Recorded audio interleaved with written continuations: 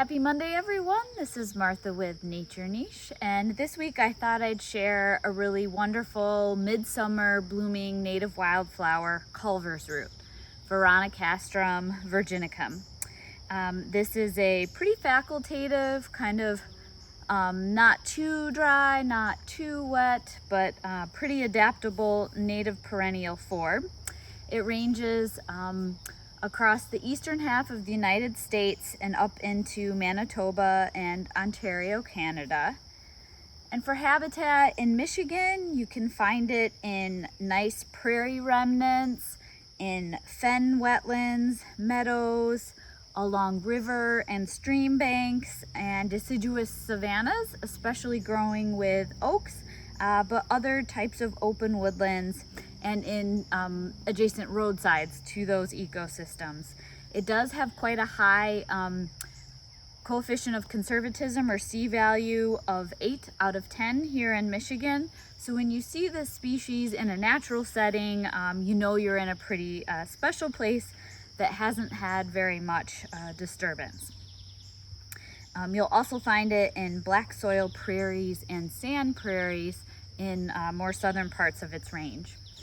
As far as culture goes, this plant likes full sun to part shade and moist to average soil conditions. So it prefers rich, loamy soil that's moderately to well drained, but it can tolerate some sand, it can tolerate some clay, and it doesn't seem to be too bothered by disease. Its leaves may turn more of a yellow-green color in really bright sun or in drought conditions.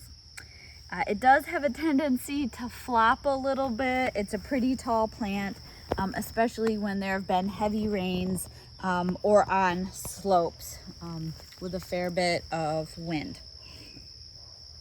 And it's a good plant to intermix with our native grasses and other stiff-stemmed wildflowers. So you can propagate this plant through root divisions in late fall or early spring. You just want to make sure what you're cutting away does have a viable bud on it.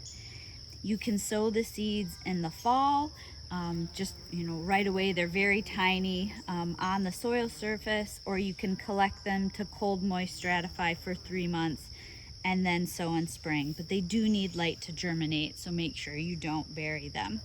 You can also do some cuttings and root those in late spring.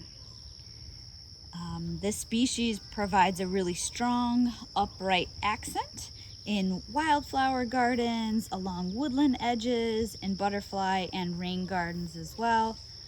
And it's an unbranched plant that can get 3 to 5 feet tall, and it's topped with this lovely candelabra-like spikes of white flowers in midsummer. So here in Michigan, it blooms in July, maybe even lasting into September. In more southern parts of its range, it starts blooming in June, and the blooms last for about a month. As far as identification goes, the stems are pretty straight and unbranched until you get right up by the inflorescence. So that's part of what makes them floppy, is that they're just a tall single stem. And there are very characteristic whorls of 3 to 7 pretty narrowly ovate leaves. And those leaves are sessile, meaning unstalked or have very short stalks. They have a lot of very fine, sharply pointed teeth along the margins.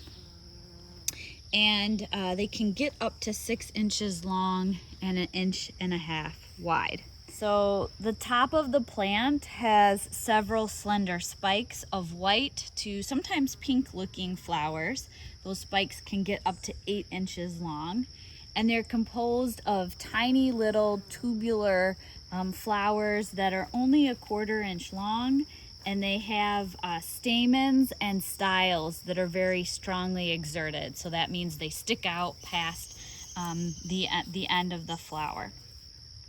Gives them a very fuzzy looking appearance. And they bloom from, the spike blooms from the bottom up, and it does not have a scent. The root system of this plant is a central taproot with some rhizomes that it uses to spread vegetatively, but it's not what I would consider a more aggressive spreading native wildflower. As far as faunal associates go, it is very popular, as you can see, with long and short-tongued bees. They collect both pollen and nectar from the flowers, and this can include honeybees, mason bees, green metallic bees, mass bees, and bumblebees. This flower also attracts butterflies and moths, wasps, and flies, and it tends not to be too bothered by leaf-eating insects or mammalian herbivores. But just as a side note, my white-tailed deer didn't read the book, and they do occasionally browse on this species. So I definitely recommend some sort of repellent or fencing as you're trying to get this species established initially. The history of this species, its common name, comes from the surname of a pioneer physician in the late 1700s to early 1800s who prescribed the root for its laxative properties. It's a very powerful emetic and cathartic. But in general, this is a very adaptable native wildflower, a lovely midsummer bloomer, and a great plant to have to add pollinator support to your landscape. And it really provides a very striking beauty in front of a darker woodland backdrop. So I've been so excited to have it blooming in my own yard and wanted to make sure I shared it with you this summer. And I do hope to have this in our upcoming native plant sale at the end of August. Take care and have a good week.